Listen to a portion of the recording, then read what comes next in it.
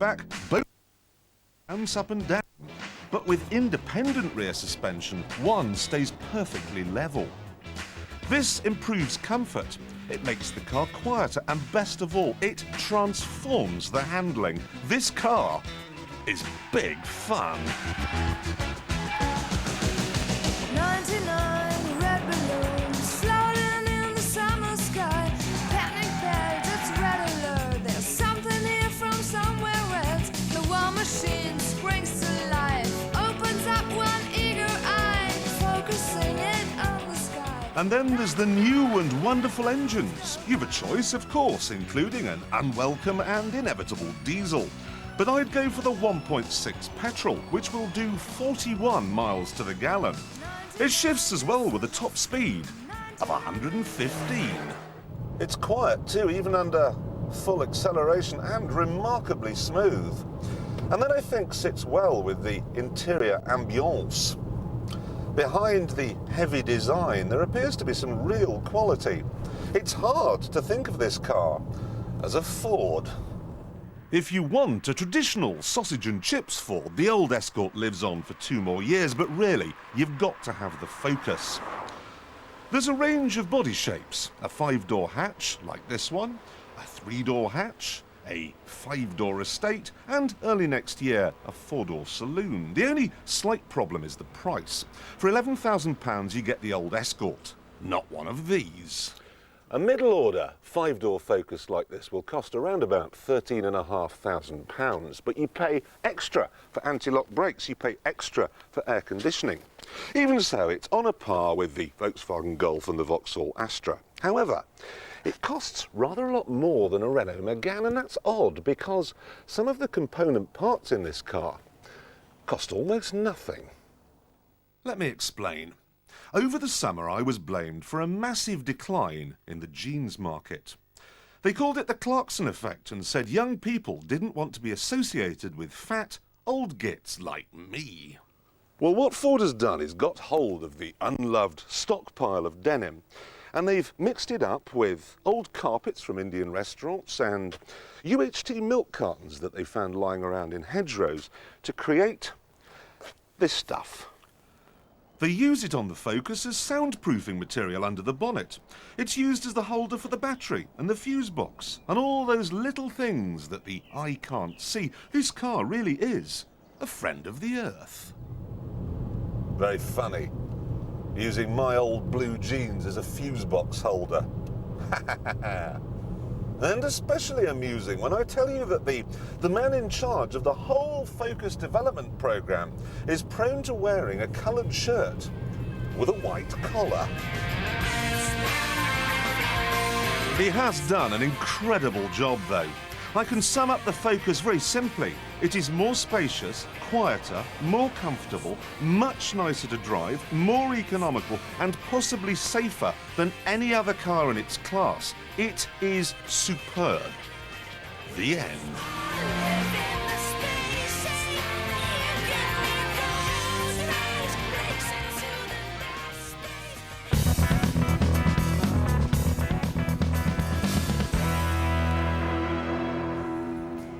There was a time you needed mates at the mint to buy used Mazda MX-5, but not now.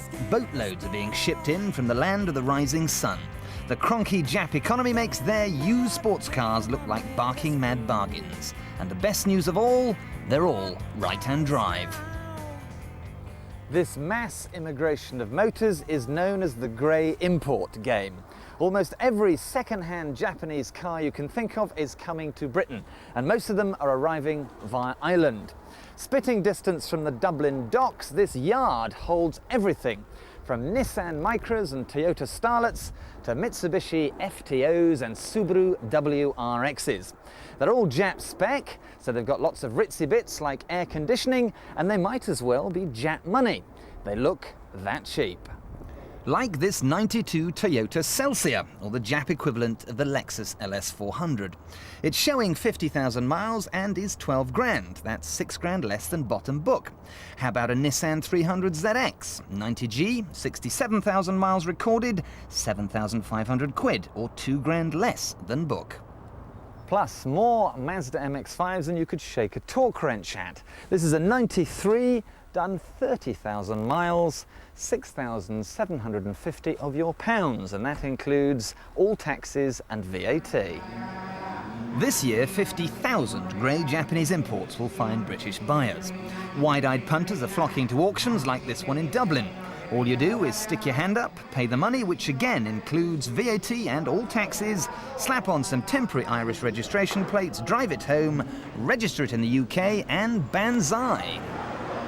Now, you know Uncle Quent never pays retail for anything and he loves a bit of a bargain, but I'm duty-bound to tell you that I don't reckon this particular deal is the blinder that you think. Firstly, none of the mileages on any of these cars is guaranteed. How do you check them out? Speak to the previous owner. How's your Japanese?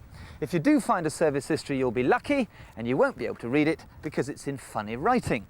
Secondly, the Japanese crash cars like everybody else. So the only person who's going to tell us if this has been on its roof in Nagasaki is Mr. Ying Zhang Wong, and he's a bit far away.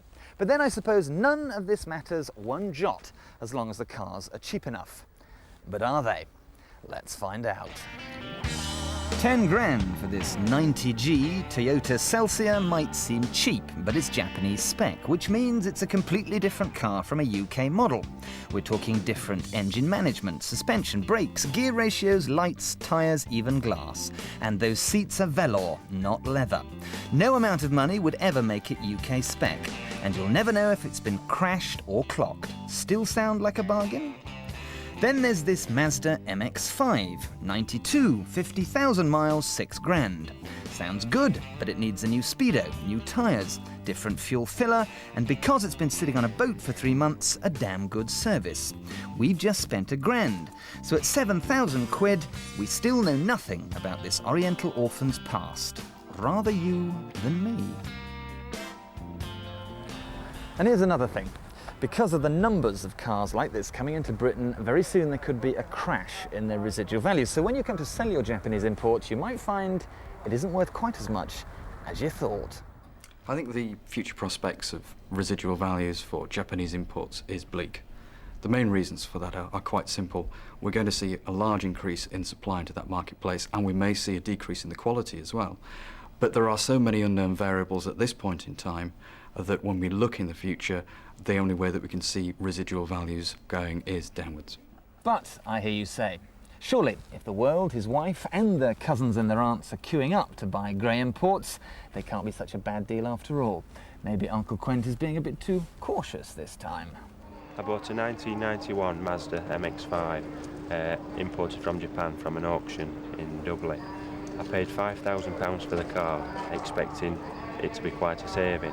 I've also got a non-imported Mazda MX-5 in the UK, which is a UK car, and my plan was to sell this car and use a Japanese one and keep a bit of cash in my pocket.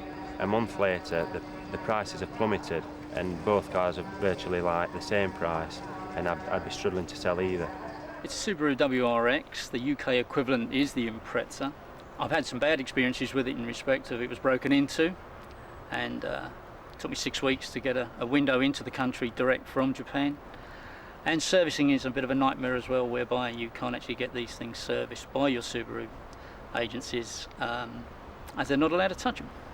I had an accident with one of the alloy wheels, and when I contacted the Mazda dealer to get a replacement, I was told I'd have to wait 6 to 8 weeks. Consequently, I had to buy 4 new wheels for it, which was a bit of a shock. Overall, the Japanese imports do look a very good bargain at the very beginning. You can see adverts saying 1,500, 2,000, even more than that, and people get very excited about it.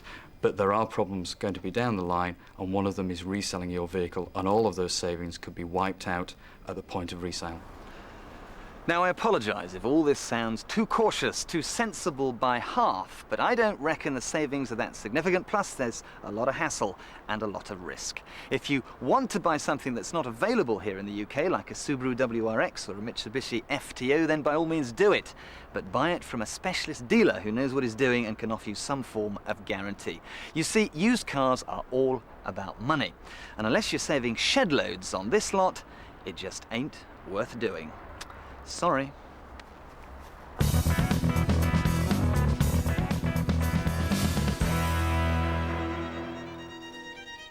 Summer is a heavenly time for classic cars. The beautiful people come out to play, bringing with them hundreds of their lovely machines. And it happens all over the world. California, London, even Cambridge, Wisconsin. This is the 1955 Mercury Montclair Sun Valley, and its big claim to fame was this plexiglass roof. Only about 1,800 were ever made, and it's not exactly Pebble Beach stuff, but it's a reasonable classic. Anyway, by now you've probably got a couple of questions, namely, why aren't I wearing a shirt, and why have we come all the way to America for what is a pretty average car show? Well, the thing is, this little gathering isn't so much about the bodywork of the cars, so much as the bodywork of the owners. Warning. What follows contains scenes of nudity and American cars. If either cause you offence, please turn over now. Keep young and beautiful. It's your duty to be beautiful. Held every summer at the Valley View Naturist Camp in Wisconsin, this is the Nude Classic Car Show. Now running strong in its 9th year, it's an opportunity to show off yet more big ends and dipsticks in all their glory. Now, when I say nude, I mean nude, like nobody comes in through the main gate unless they're completely stripped down to the buff, which includes, look at that, you shambles, come on, get them off. Which one of you looks like Clinton? I bet Jean-Claude Van Damme will sleep easy tonight when he sees you lot. And you're not fooling anyone with that tripod, mate. 1, 2, 1, 2, testing. Right, gentlemen, into battle, and I just hope that I maintain the dignity of the British Empire. I've got you Morning. under my skin. It is a proper car show with categories and prizes. But to be honest, some of the machines, well, they're pretty average. In fact, some of the machines are positively agricultural. But you do get the odd rarity, like this Frank Sinatra Imperial. Now, what would the macho crooner make of all this? Maybe it's for the best that old Blue Eyes is now old Shut Eyes. Finally, though, we did come across this rather lovely little 1940s racer. This car went and ran NASCAR in 1952 and 53. Indianapolis, of course, Lakewood, Georgia. They called it their Speedway division. Yeah. And it is the only NASCAR car that is running in a complete car that is operational. Has it ever been rear-ended? I probably shouldn't say that here. It has been wrecked several times. Really? The pictures here show to this, yeah. But you've in any built car, this is an occupational hazard, is to say. It's going to happen. What do you think about this show? You know, in England, we have nothing, really. We all stay behind indoors. Well, talk about the weather. To each their own here. The new car show came about simply because naturists are always looking for something else to do once they've got their kit on. However, for a nudie novice like me, at first it was hard to relax doing even the normal things. Don't even think about it. And there were other dangers besides Muttley's chops, such as leatherwork, cooking all day on Sunshine Mark IV. We always buy vehicles that have like velour or corduroy type seats. We don't do the leather, we don't do the vinyl, we don't do that kind of stuff. Right, Thelma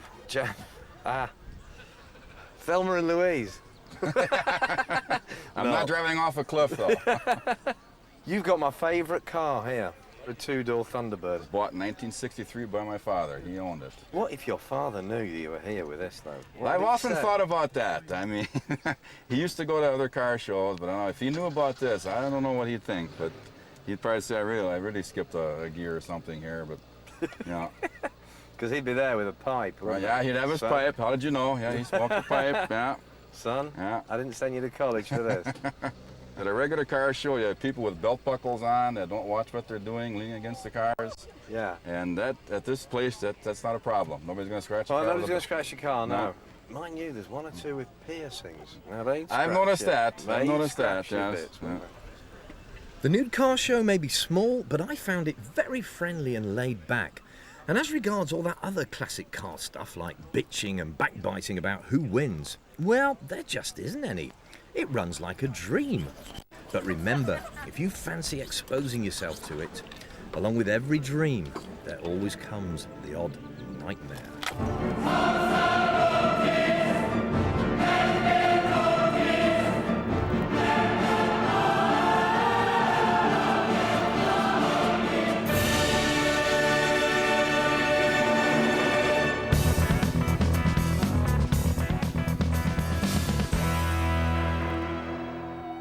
When Aston Martin launched the DB7 in 1994, it was a breath of fresh air for the Newport Pagnell company, giving the tired Aston Mark new momentum.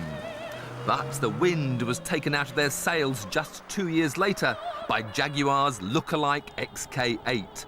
Although with nearly 100 horsepower less, it wasn't really a competitor. Until they introduced the XKR version, which, like the Aston, has a supercharged V8, produces more power and is still over £30,000 cheaper. Now Aston are fighting back. They've launched a range of works-prepared options.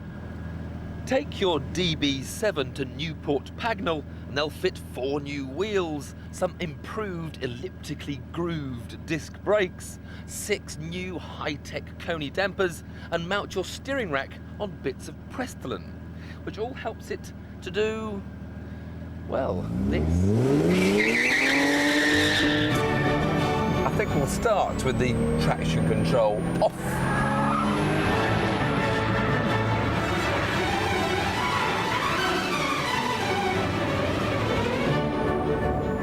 This wide open airfield really is a place where I can find out just how good this works prepared DB7 is.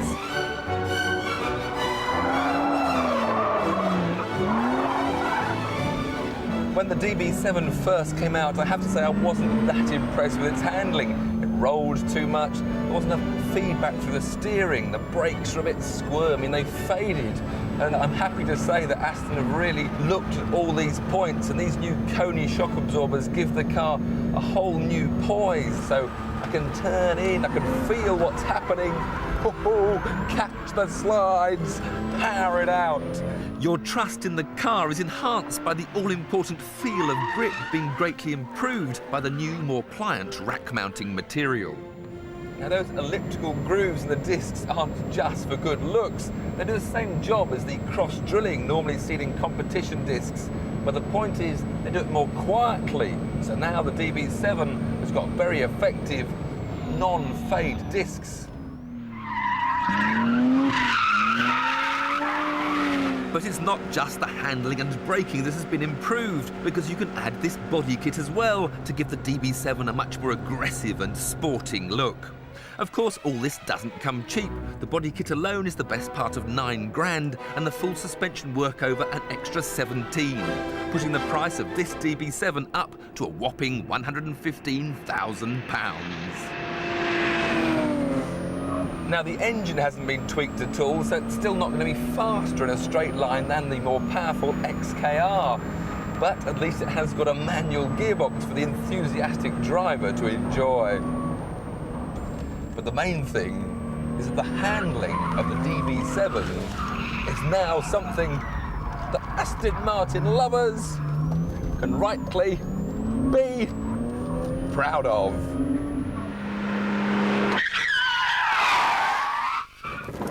Okay, so you can almost buy 2 XKRs for the price of this works-prepared DB7. But what you now get with this Aston is a car which is not only far more exclusive, but one which now out-handles the big cat. I wonder what Jaguar's answer to this is going to be. Well, funnily enough, there is one Jag that's also been substantially upgraded. Okay, it's a 25-year-old model, but the modifications on this put the Aston to shame. You get 2 new engines, giving a 25% increase in power, GPS, terrain reference navigation, oh, and a thermal imager. And if you fancy one, the upgrade package alone will set you back a few £1 million. This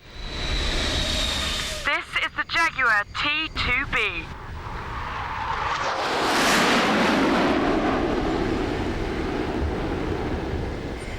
Stuffing loads loads of gizmos into these 25-year-old planes may seem a bit like putting a CD multi-changer in an Austin 7, but in reality it means we get 50 viable frontline fighters for another 10 years for a fraction of the price of Manchester United. Okay.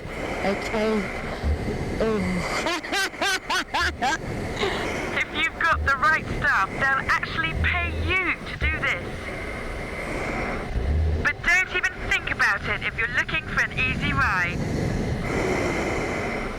My machine will beat Tiff's into the weeds when it comes to performance because I have a top speed of 700 miles an hour. I've also got 30,000 pounds of thrust and can pull 6G in a bend, which makes it a far better handling machine than the Aston. Unlucky Tiff. Yes, that's all very well up there in the air, but bring that Jaguar down here on the road and I'll sort it out. A straight drag race, Vicky and her Jaguar Grand Tourer against me and my dinky little DB7.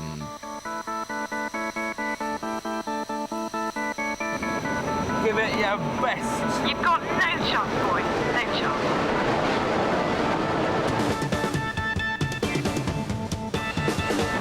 Okay, time to go.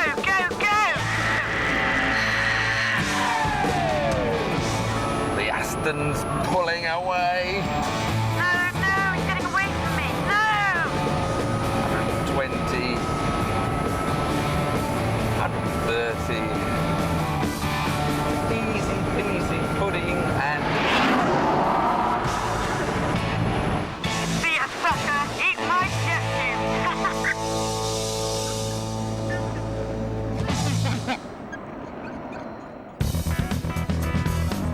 Next week, the new Volkswagen Bentley. Vicky adds up the Peugeot 206, and Quentin trawls the small ends for a bargain banger.